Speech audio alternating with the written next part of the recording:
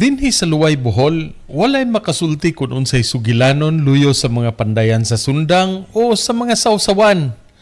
Matud pa, subay sa ilang nahimduman, taga Kamigen nga minghiklin sa pagbuto sa bulkan ang nagdala sa iyang katakos mamanday og sundang gikan sa mga binaga nga mulye sa mga sakyanan.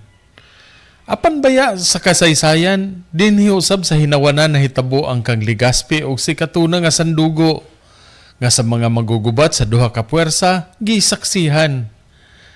Niadto, kun may taming og espada ang mga Kastila, bangkaw og kampilan usab ang hinagiban sa mga kaabin ni si Katuna.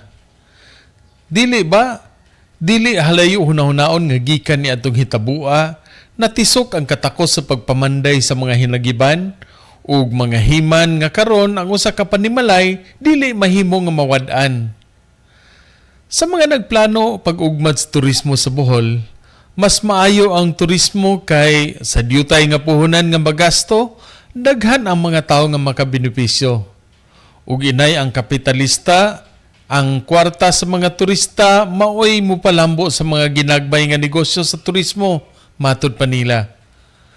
Sa Luway, ang mga sausawan ug pandayan sa sundang mao'y buhi nga dagway sa turismo nga minglahutay.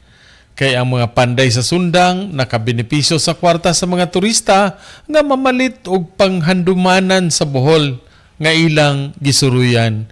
Gikan diri sa Villa Limpia, Luway, alang sa Maayong Balita Central Visayas, Ray Anthony Chu, PIA Bohol.